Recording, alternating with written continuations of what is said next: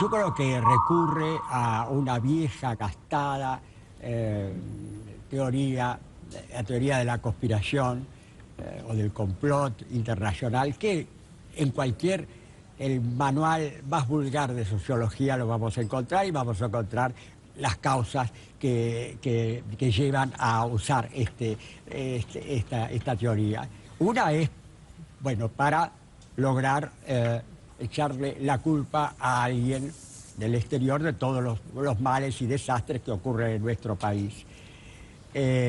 Y que sería un poco la teoría del chivo expiatorio. Y la otra es encontrar una unidad en una sociedad muy conflictuada, muy caotizada, muy desordenada, encontrar una unidad frente al enemigo, a un enemigo exterior. Perón utilizó al máximo estas dos teorías. No hay nada nuevo en el kirchnerismo. La utilizó primero con Braden, obviamente, que fue como el juez Griese del peronismo, del primer peronismo. Después la utilizó con Cipriano Reyes para sacarse de encima asesinato a Perón y Evita. Esa fue la teoría, nadie se lo podía creer, para sacarse de encima a un líder sindical que podía molestarlo. Fue a la cárcel hasta la caída de Perón. Y bueno, en tercer término fue la Iglesia. Eso fue lo que... Todos se volvieron en contra de él. Y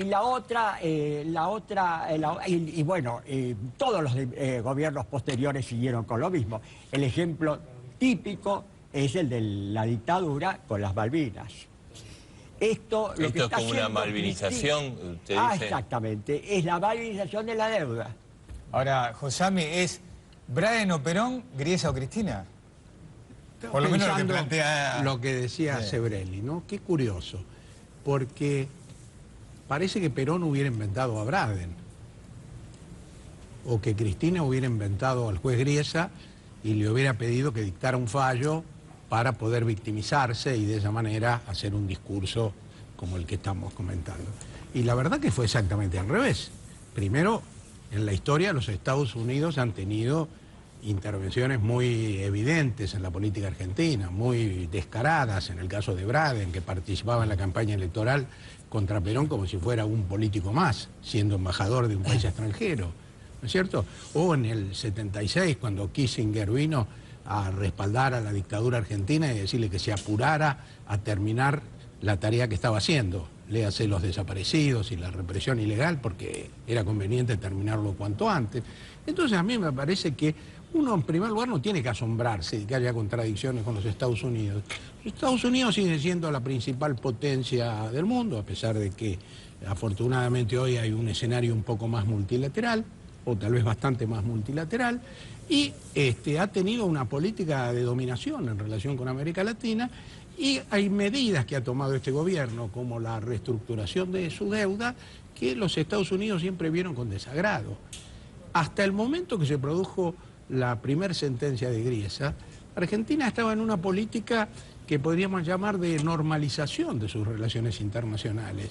Entonces, no se puede analizar este episodio como si un día la presidenta hubiera decidido declararle la guerra a todo el mundo, como dicen algunos. Justamente, si los Estados Unidos no temen a Cristina, no hay un complot para asesinar a Cristina, porque Cristina no es Fidel Castro, como ella se lo creerá seguramente, es un insignificante personaje de un país muy de tercer orden.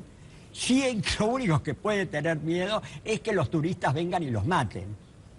Sí, el país de tercer orden, que no es tal, además es el nuestro.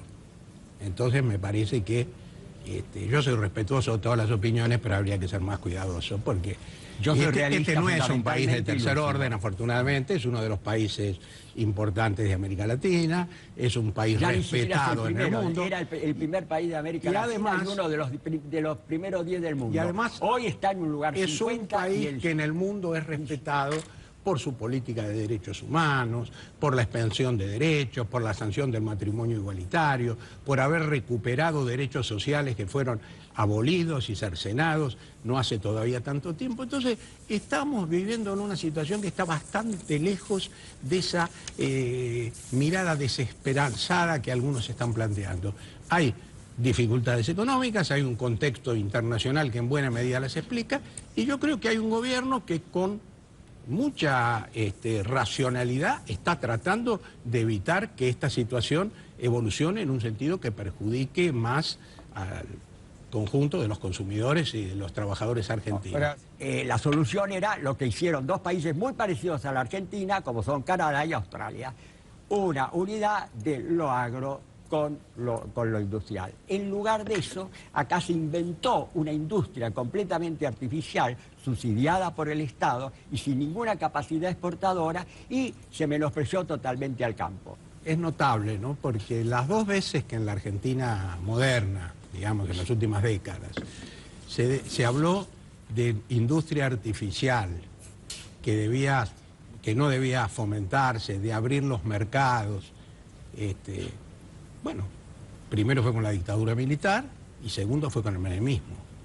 ¿Cómo terminamos con la dictadura? Ni hace falta que lo diga. Con el menemismo y con la alianza que siguió su política, terminamos en el estallido del 2001, en esa crisis profunda de representatividad de los partidos políticos, de la que yo creo que en alguna medida hemos salido. Y me parece que si hay una fuerza política que merece llamarse tal en la Argentina es el kirchnerismo.